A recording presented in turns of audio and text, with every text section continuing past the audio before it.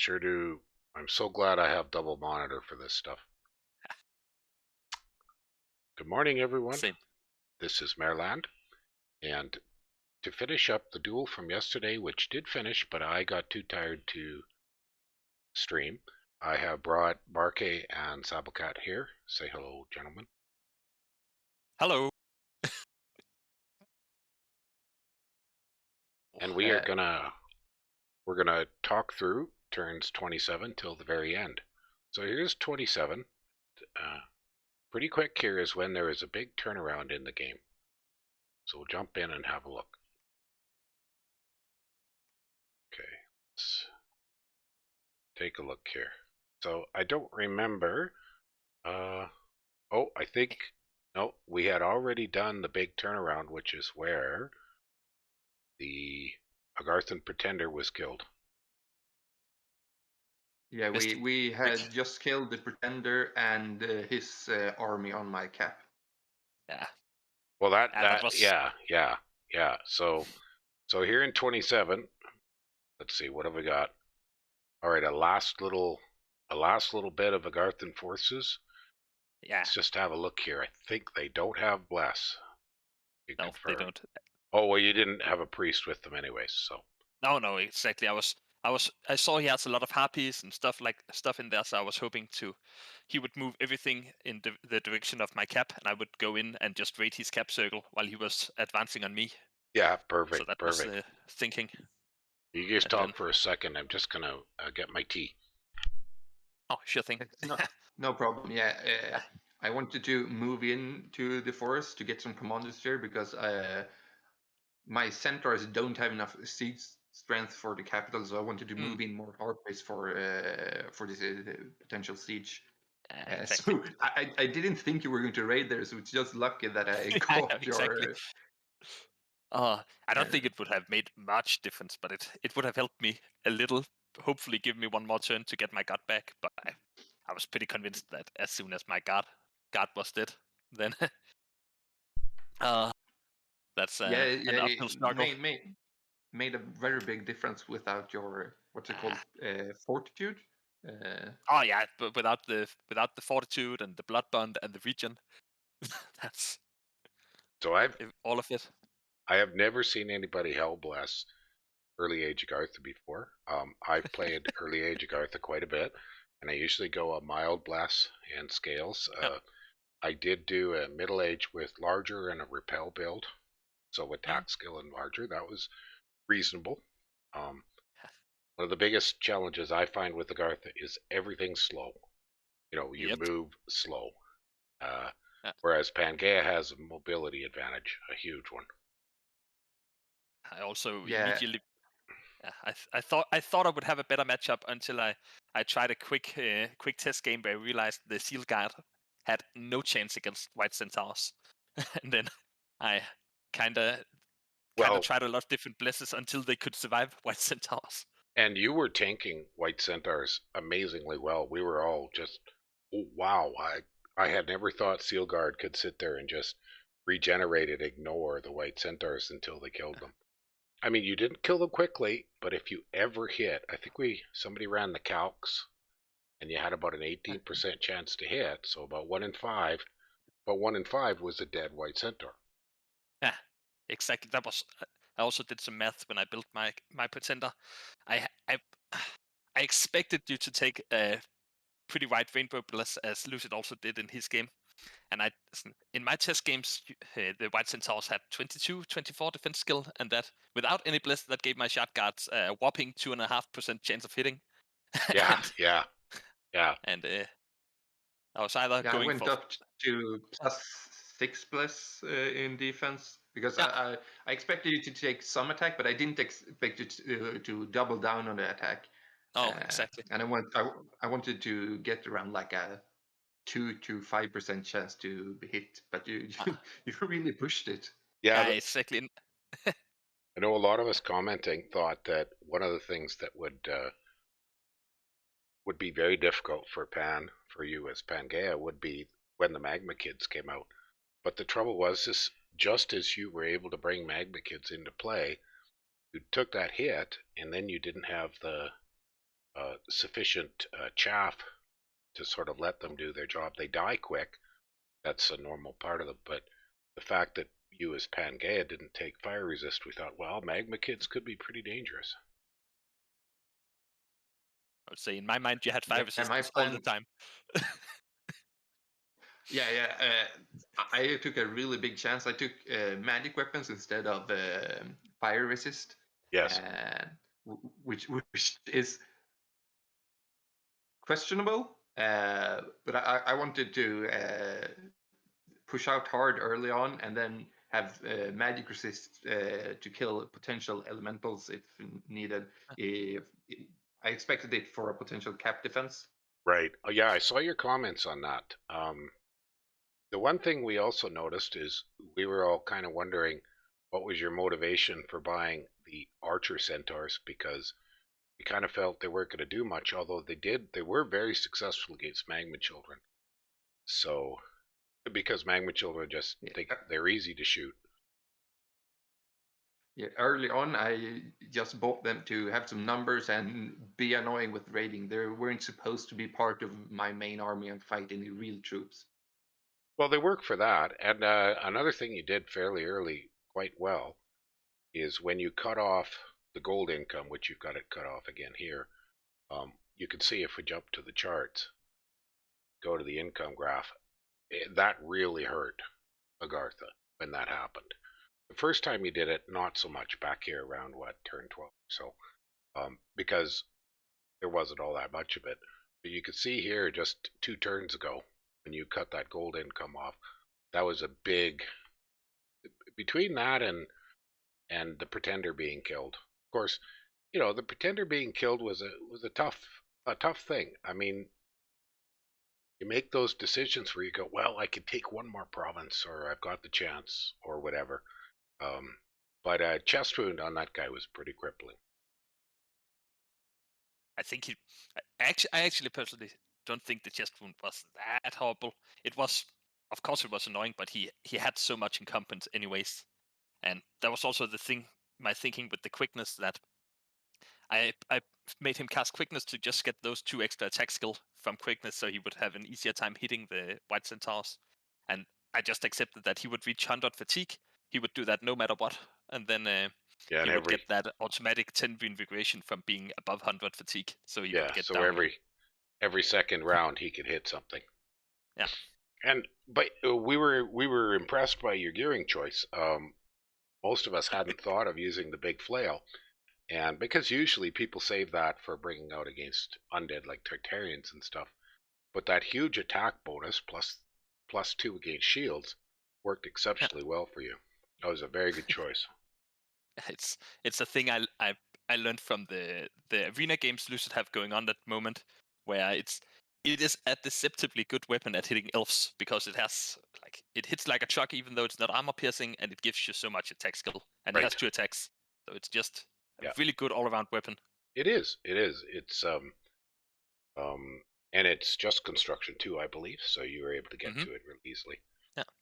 A comment that was made, and you made it as well, is as Pan, a little bit of research earlier.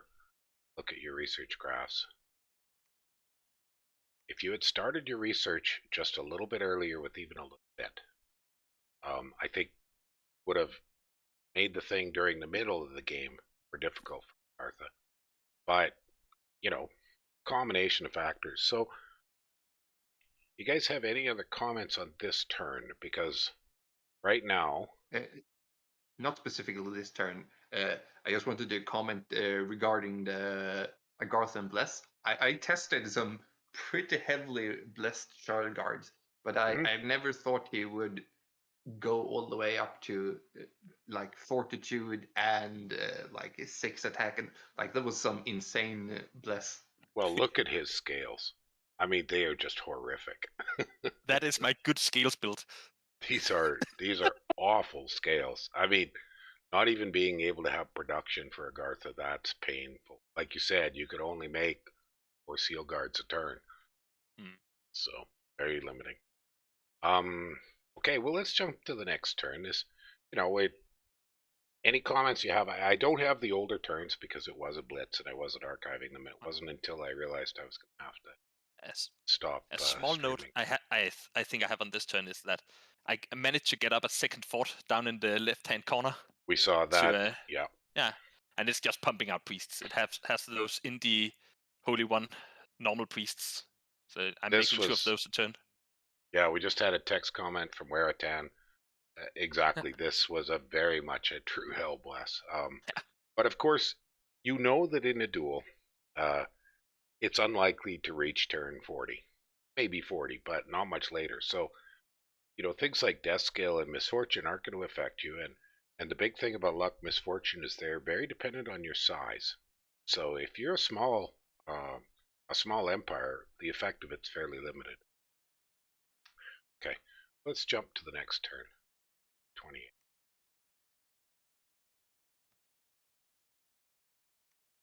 And I know we kind of culminated in one nice big battle, so that'll be fun. So I see up here, Pangaea, you're just cleaning up little tidbits, grabbing that extra gold in case this drags on. But you've pressed very hard at the capital right off the bat. And of course, this barbarian event sure didn't help in the middle of everything else. No. And as Agartha, yeah, you didn't bother to defend there, which was probably wise. You weren't going to be able to hold centers. Pull everything back. I also started forging some gear for my pretender again, so when he showed up, he could have at least some gear and hopefully do a fresh new last stand against the White Centaurs. But yeah, exactly. So not much to see here for battles. That's cheap, really cheap. 6-week centaurs over here. Just a handful of Minotaur warriors. One thing to note that you can see here when you have the force selected, and if you note the provinces surrounding the capitals, this map had some extremely low income provinces. It did. Yes. Like, when I rewatched the stream earlier, people questioned why I didn't have a second fort.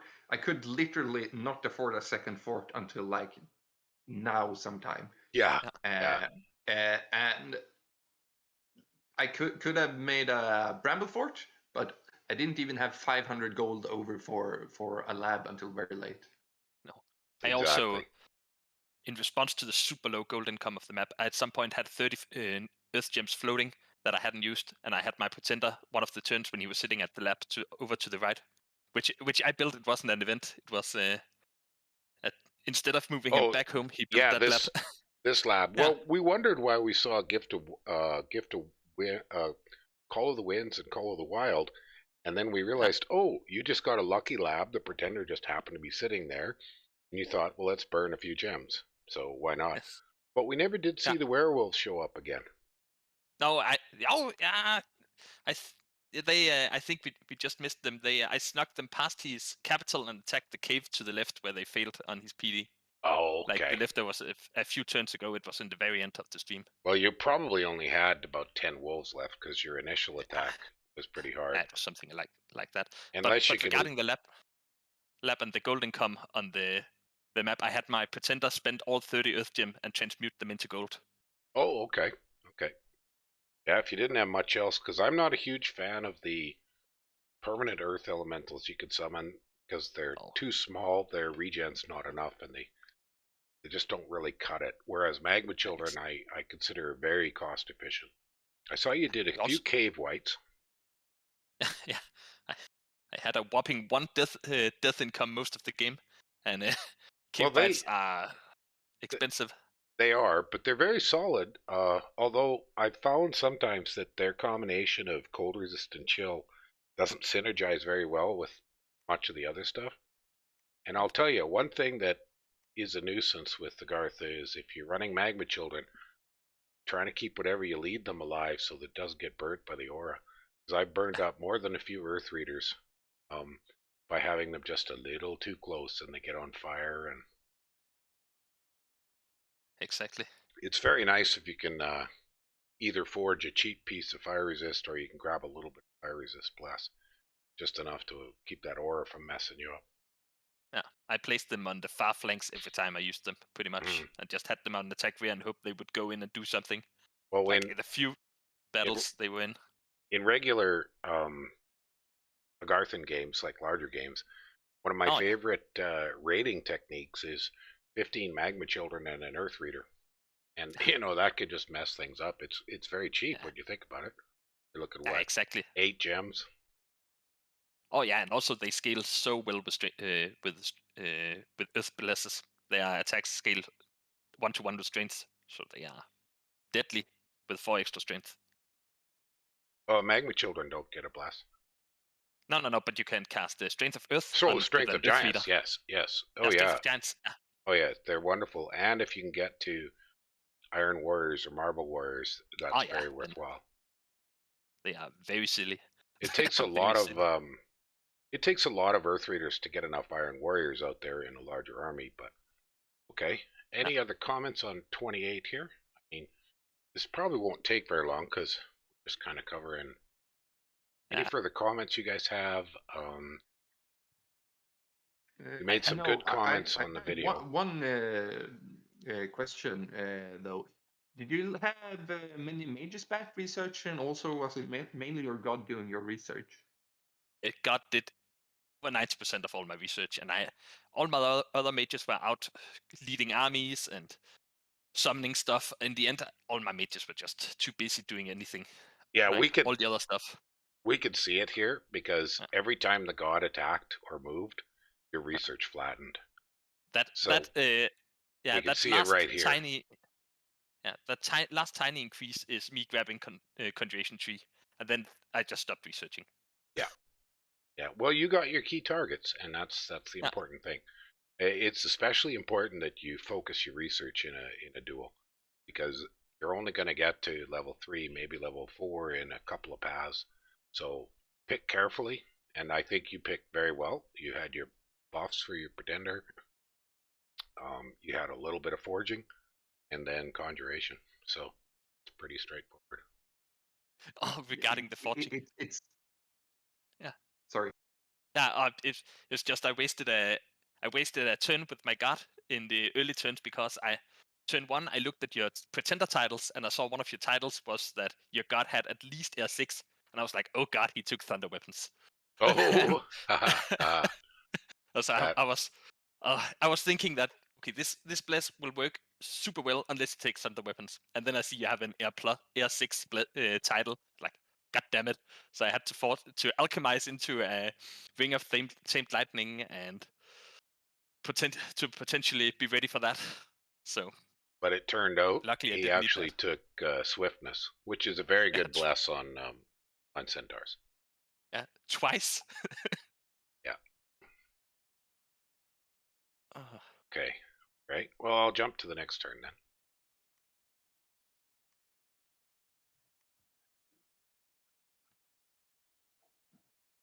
Yeah, one thing regarding my research, when we saw that graph, it was quite obvious. I had between 2 and 0 Hierophants researching like most of the game, and that's between 4 to 8 research points per turn. And like the first 4 turns, I think I had 0 researcher because I sent everyone out leading armies. Well, you did the extra conservative thing, which is double up on your Centaur Magi for blessing to be sure you blessed everything. We noticed that. So you always sent 2 instead of 1. Yeah, I took that from Lucid's playbook after watching his duel, but maybe it was too conservative. I think for little expansion parties of 6, no, you only want 1. But once you've got 12 or more Centaurs and you're fighting something tough, because you were fighting blessed opponents that could kill them. See, a lot of cases, Centaurs don't even need a bless to do most of their work, so it's not really a huge deal. All right, well, you got the siege. Yep. And Agartha did not patrol, so it was just the PD to kill. So there really isn't probably much to see here. Let's just see if we can see a little bit about anything about scripting. You got a couple dryads in front. Did you give them gems? You did. Okay, water gems actually. Okay, interesting choice. For cold Evo. Oh, sorry, the noise of the game. For which cold resist? No, what's it called? Cold Blast. The water to Evo to cold spell. Okay, because you had evocation, right? Yeah, I have Oh, and you got alteration these. to construction to evocation to. Okay, and you got a few bodyguards here for these centaurs. Right, and rain. You had brought rain out earlier. Nope. Oh, I see. You're bringing these guys forward. Oh, you're thugging them. Oh yeah, Aha, the great swords of sharpness. Yes, right. the god killers. Yes. I think one of them also has a berserker pelt and a bear claw talisman. He might have died. That Yeah. my Oh god yeah, managed to that's kill one of true. them. Yeah. Yeah, you did kill one of them. Oh, a little bit of web. I wanted someone hitting really hard to pop Moss Body directly, like first hit. They did. um, a funny thing about like our matchup with our blesses, I did a bit of testing with a bless that was not as deadly as your bless, and in my test I also like you didn't have magic weapons, so my Stygian flesh were also working, and there my shard guards would always win if it was a fair battle with a 1-to-1. But if you had like 40 or 50% more white centaurs than I had shard guards, then I would be annihilated and don't kill any of yours and lose all my shard guards. Yeah, you because you're filling your squares. Exactly. Then you need a If you, solid line, and if they get around the flank, then the flanks start to melt. yeah, We exactly, and saw then it just this. goes. We saw that a lot in tournament with Pangea, is that he could get around the flanks no matter what was against him. It would start to fold. If you could hold the front line and a wide enough, even like particularly Ind with its sacreds, which 1-to-1 don't cut it against white centaurs, but there was enough of them that he could hold out fairly well unless his flanks started to turn and then it's game over. That was Yeah, also why I was so good. Yeah, I Go ahead. was always unsure if I should put my flanking centers on attack rear or just attack to either try to go for your leadership or collapse your flanks. Yeah. It's a tough call because if they do attack rear and they get too deep and then anything goes wrong, you lose everything. I mean, that's the trouble with berserks, berserking cavalry, is they'll get so deep they go berserk, they'll never run away, and then instead of some of them retreating and getting moderate losses, you get a complete wipe. Yeah, I in found that with the earlier cave battles to the west, I lost like 6 centaurs or something like that because of berserk early right, on. right, as well as the fact that you added the darkness, which made them a lot easier to hit. All Yeah. those other factors. So Yeah, we are I thought when I did my bless, I expected to be able to fight in caves because like it's -3, but like I said, I didn't expect him to double down on his attack bless. right. Yeah, -3 with against a +6 attack bless. Yeah, that's pretty tough. Right. So not much left here. I mean, a little bit of cleanup up in the top here, but there's nothing Agarth Yeah, can do about any of that. So yeah. let's see. When I sat on his fort here in the beginning, I was barely or not even at all damaging the wall. That's why I need to bring all these harpies to try and crack the walls. Yes, it's pretty hard to crack Agarthan wall, and this fort. Well, it's only a 250 as we are early age, but all right. Well, I'll jump to the next turn. This is very straightforward. So that brings us to third. And now I think we're just basically looking at siege. There's no We failed battles. yet another arena match. Arena match. Oh, yeah. Well, the arena is not really worth bothering with No. in a duel. It would be good to just turn it off for these duels. I don't know what to do. I imagine it's possible. And if someone wants to send someone in, that's totally fine. If Well, you they have the get it, spare resources. but usually, the action's so. I think you guys are talking about you're going to use a little bit bigger map. You both mentioned you found this one a little small. Well, I think it was fine for this matchup. It was pretty interesting, but I don't think you get the feeling for the difference in like movement capacity. Like a flying nation on this map versus Agartha isn't as binary as it sometimes can be because it's 3 moves from one cap to the other cap. Right. And imagine if you'd Or started the 4. original start locations, which are this one and this one. That's only 2 moves apart. So, but, it's kind of a fun little map. I actually think it's a good shake up from a larger map because you really get into the action really fast, and there's you really need to be either aggressive or defensive, and the flow back and forth all the time. It's a lot more aggressive map than if you had, for example, 6 or 7 spaces between your capitals, and it's pretty much never worth it to just rush the opponent because the opponent has 7 turns of advantage in Yeah, troops. if the Yeah. central province hadn't had like when I first scouted it looked like it was like 50 troops or something like Yeah, it that, and was. heavy cab. I don't know how many it actually was, but I delayed pushing towards you just because I wasn't sure if my I didn't want to go on the heavy cab, fight the heavy cab, and then have you land on Yeah, top of me exactly. after.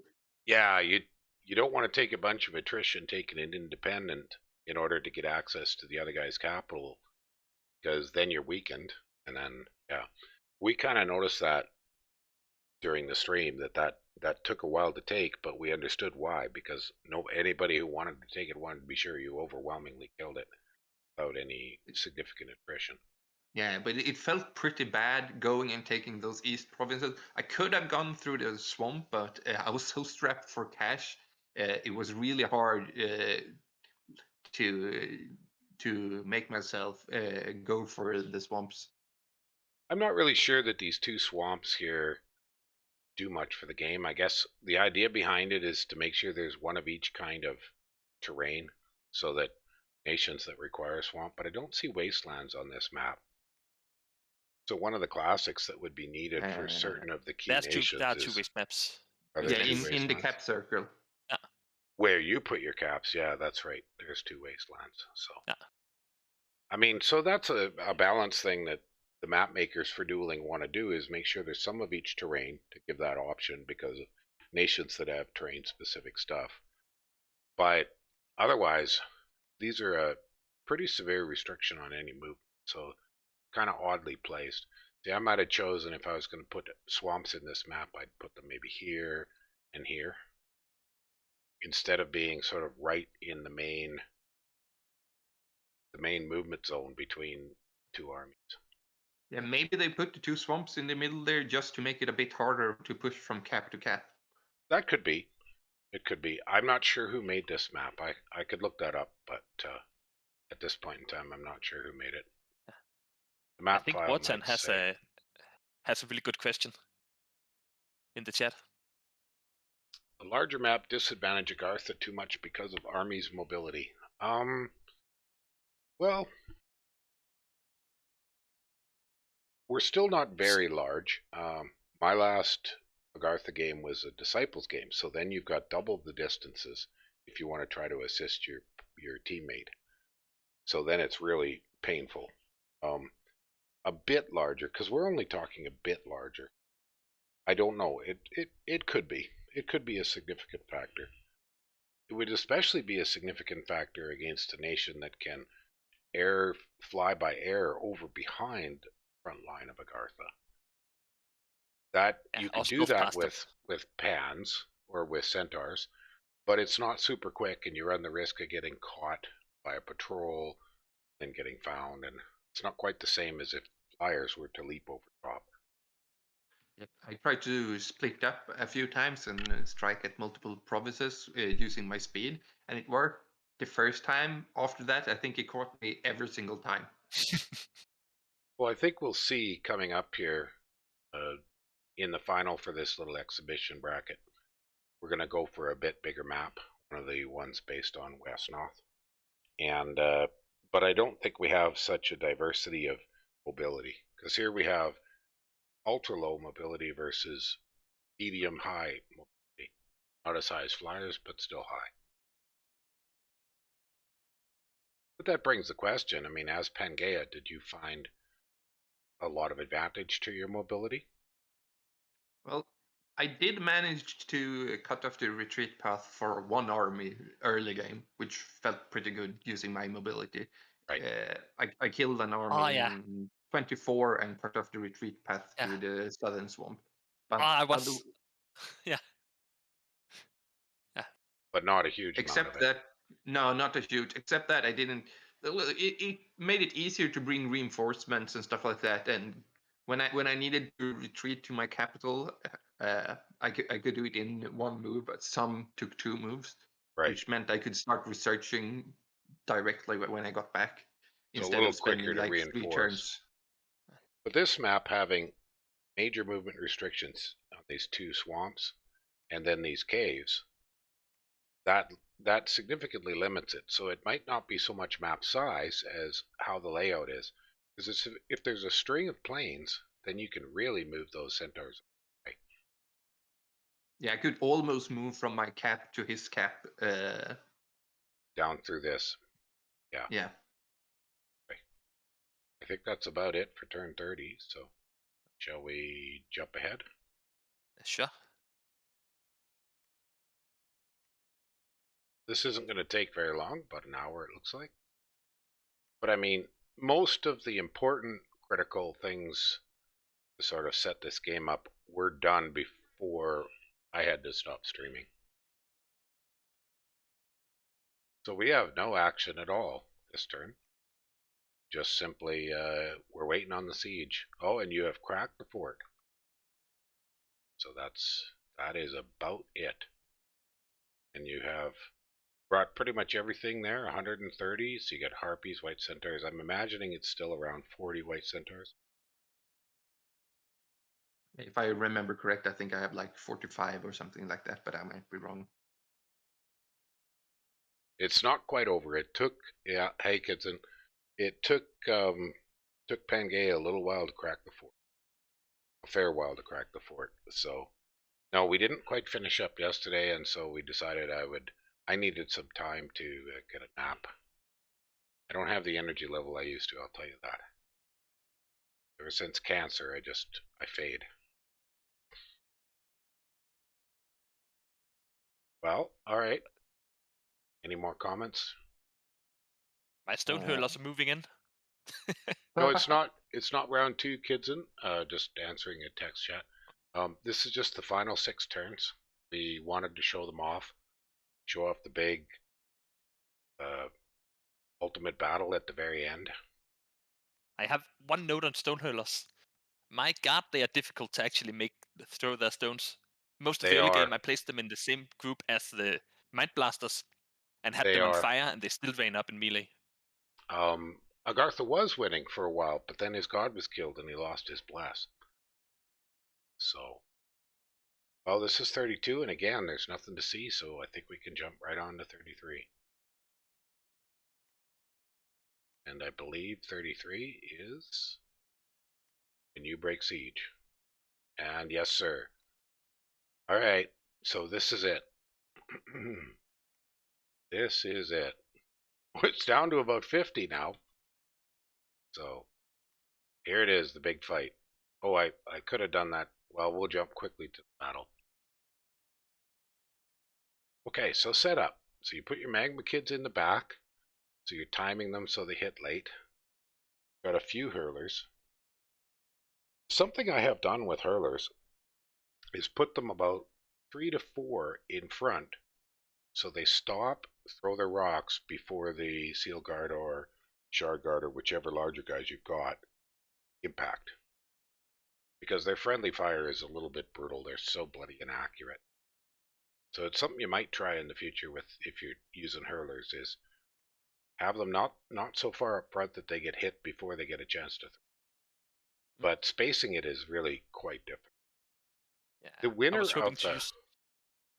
Yeah, I was hoping to use them as meat batteries that could just stand behind, because if they get in melee with the White Centaur, they would never hit and they would never kill it. So no. they, I mean, with swift 2 times swiftnet centaurs, I mean, blink and I'm in combat. If I don't do hold an attack, I don't think you can put them in front at all. it might not work against the White Centaurs, particularly with swiftness. That's correct. It's just something I have done.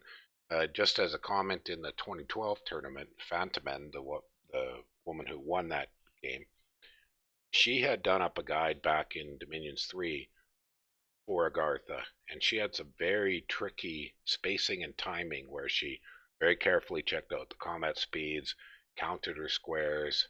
See, they're 13. These guys are 12.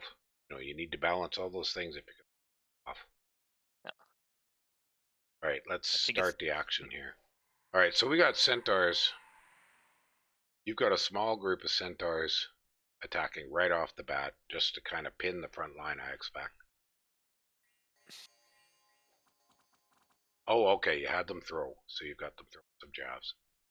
Yeah, I did that in the other big fight also. And your harpies are just a distraction, but they work for that purpose. Tie things up a bit, and you might have caught something. Yeah, I tried to use the attack where Harper's worth to God 2 to interrupt his scripting earlier, but never got that much use from them. I was hoping the harpies would hit the magma children and just burn. They're so flimsy, harpies. The Stymphaliums are a little bit better, but I don't think they can hold up to too much of anything either. Well, you've already got some centaurs here right back with the magma kids. Oh, these are your two thugs. You got luck on this one, some armor. They're getting crapped. They died quick. See, this is what magma kids can do if they don't get shot.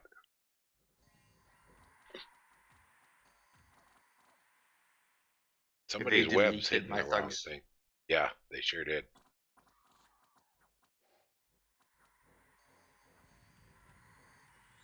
Just to mention it, Shriek is back in this fight. He managed to get back up again. Oh, there he is. Yes, sir. Yeah, but just as a battlecaster. Yeah. I didn't have any fire gems left for making a flail or really any mages to craft any gear, so...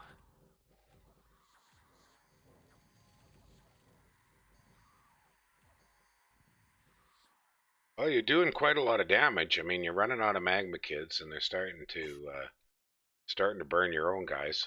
But that's very hard to avoid. Like a fainted pale one hits averagely as well as a awake pale one, so being on fire doesn't really matter. No. I think something to note here that the harpies did do is, if you notice, an awful lot of the magic spells are being wasted killing harpies. So that did work. That's actually true. I was a bit surprised how many what's called mind blasters were targeting the harpies. I thought their HP pool would be too small. But they're adjacent, so they're gonna go, oh, this is the immediate threat. Yeah, but even when they were back behind, they mind blasted the harpies that I had on hold and attack also. The magic resist is too low. That's why it's a juicy target. Yeah, to the best we know. Oh no. The AI takes into account the magic resist and the hit point pool when targeting mind blasts. So, but it's a fairly complicated. So whatever the decision that the AI makes on using, say, mind blast or any of those astral kind of spells, is not blatantly obvious.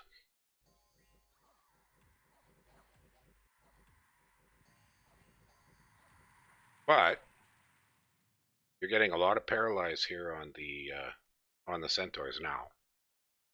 Mind blasters is just about critical mass, rolling enough dice, and then something will get paralyzed.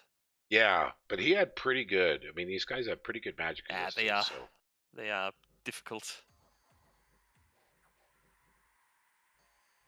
But I took the chance early. I think it was even in the first year. I took the cave next to my capital and I slammed a temple in there so I could get more mind blasters.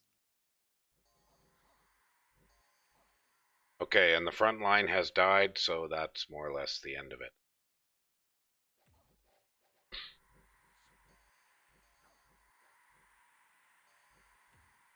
Yeah. If you had some extra gear over for your pretender, I think you could have maybe hold your caps. Maybe, but he probably is going to run here any moment now from a hit point route. And also, it's just a matter of time before you have the entire all the income from the entire map, and I have no secrets, and it's just a matter of it would probably maybe take you 10 or 15 turns to kill him if I made the perfect gear and stuff to counter thugs. But I was doomed. So. Yeah, see, he's routed, so. But he can't get away because he's fatigued out. The story of Shrek, sleeping the entire fight. Oh, and then he gets tangled. Yeah, like he spent most of the fights just sleeping through them, like all of the fights. Yeah.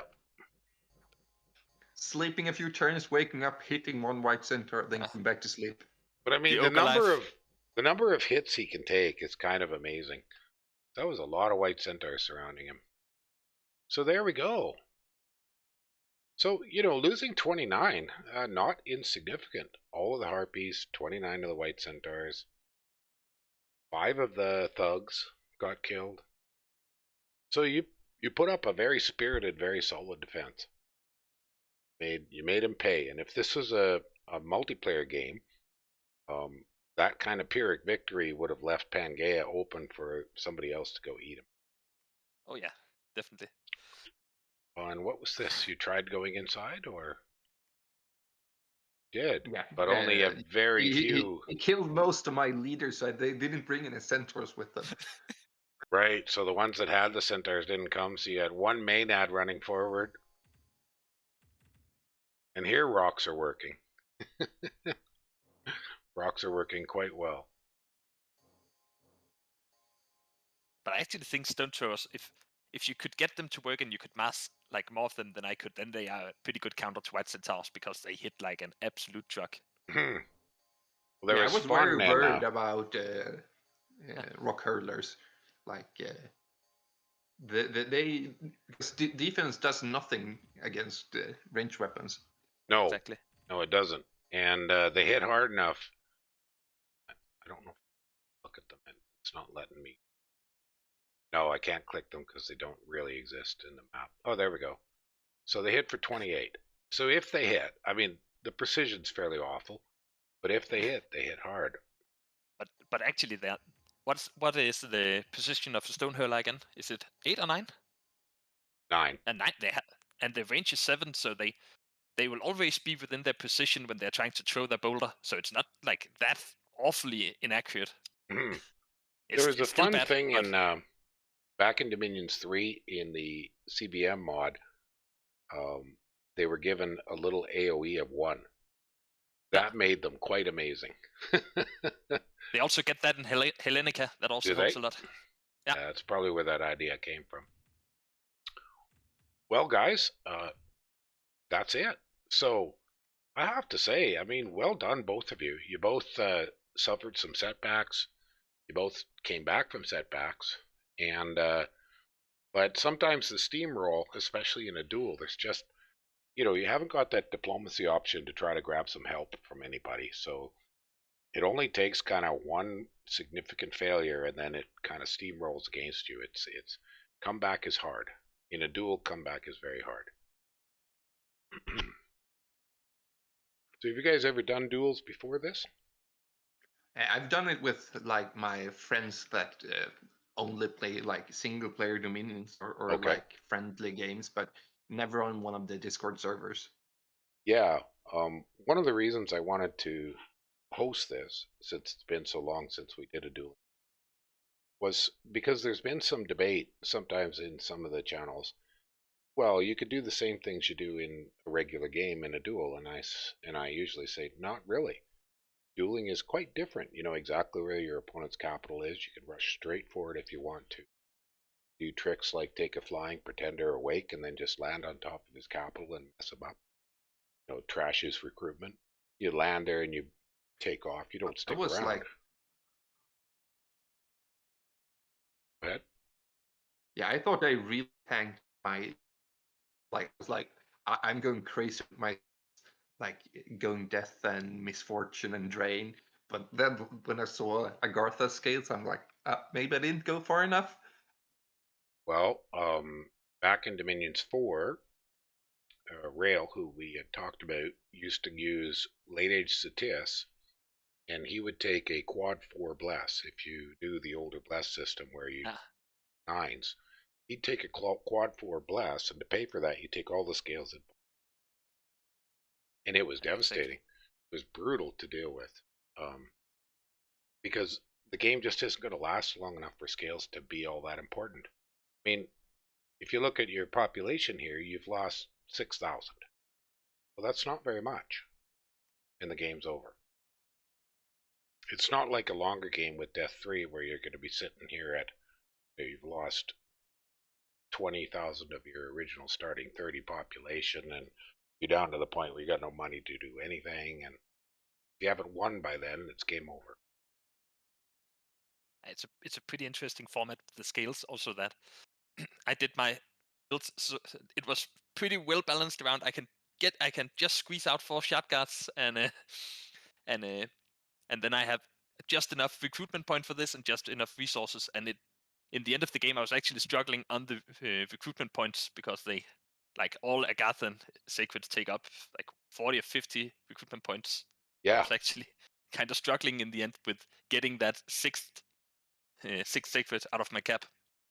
But yeah, I guess to sum up, we have the this little exhibition bracket of 4 players. The final will be coming up right away in the next few days. We've done the preparation. Nations are selected. I've, I've updated the bracket sheet for anybody who wants to look at it. It's got the nations and it's Barcaii and Lucid. So that'll be very soon. And then next week, I'll try to get the first big bracket for the full tournament going. That'll be double elimination. So hopefully you guys understand how that works, but I'll put up a sample bracket and show how that works. It just means you always get 2 games. Simply yay! put. And for those that are interested, both me and Lucid have already selected the nations. So it's going to be Naba versus Scaleria. Yes, and neither are nations I would normally have thought of as dueling nations. So I think it'll be quite interesting. Um, Although Nabai, you've got those crazy camel riders, right, with the hawks. Yeah. Yeah, those are going to Uh, be a pain. I mean, Scaleria So is a good choice there because he'll have the chaff, but those stupid yeah, the hawks gladiators. can mess people up. Can really mess people. They're not very tough, but the fact that they instantly fly to the back and mess up any magic. Well, thanks, Skele also has guys. those gladiators. That's a huge That's boon in true. Yes. Thank you very much. This yeah. was excellent. Thank you too. yeah, thank you. I'm glad we were able to finish this up. And for the audience, we're going to wind up now. This was just to finish up the last few turns. I wanted to give both Sabelkat and Barcaii a chance to explain anything. Any final word? I would say my final word is I think it's a great format. It's really a format where you get to you're learning all the tools you have available, and even even though you do as me and forget half of your tools and that you could cast Fire Shield on your pretender, it's some nitty gritty games, and I think it's some of the best parts of Dominion. Also, it's Good. fast, so it's Yeah, I Yeah, really recommend people to join the tournament. Like, I had so much fun. I think this is the most fun I've had with Dominions in like the last few months. Like, excellent. high octane Dominion. Yeah, and just for anybody that's concerned, you do not have to do your game in one sitting.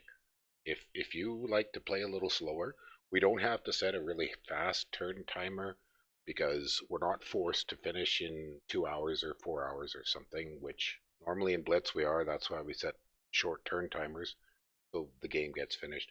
There's plenty of time that if a game needs to be set aside for a day, or somebody wants to play a turn a day or 2 turns a day, that's fine. We can set the format up to suit. I know Ben Sphinx in his first round found the Blitz format awfully fast. He's just not used to it. And I told him that's fine. You can play your match, a turn a day or a couple turns a day. It's a very different experience. I was completely surprised I used to do a lot of this. I haven't done it in a while, but I used to do a lot of these little blitzes, either 1v1 or 2v2 or that kind of thing. We did a ton of them back before Discord. We used to talk on IRC, and it was just kind of every morning. If you were bored, you'd throw up a quick fight. Yeah, I'm going to participate in blitzes.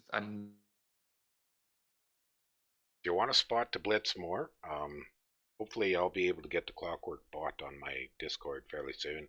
It's not quite ready. I asked Drethel. Once I am, then I'm happy to host some different. I'd like to sort of.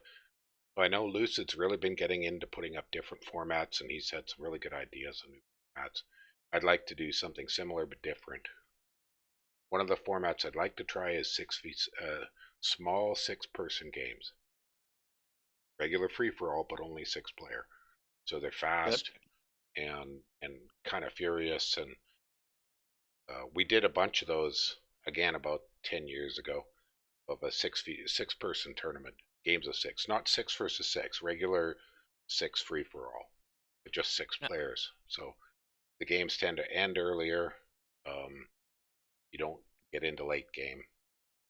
Yeah, I think that sounds perfect because the late game slog where you can barely dare move for fear of being hit by like 4 murdering winters if you don't have a dome is not really that fun. Exactly. I enjoy that was it. Exactly what I was going to say. I enjoy it, but I'm one of the few. But I fully appreciate that if you find the huge micro of late game awkward, one of the best solutions is play smaller games. Okay. Thanks, everybody. And I'll see you all again very soon. Got a bunch of new projects coming, so keep your eyes peeled. Got a new player wants me to do some analysis with him of new player questions. So we're going to be doing that in the next 2 days. Sounds great. Thanks for having me. You are most Thanks welcome. for the match. Bye-bye. And wish me all the luck I need versus Lucid. I wish you luck. Yes, Punish those skeletons. He's gonna make you work.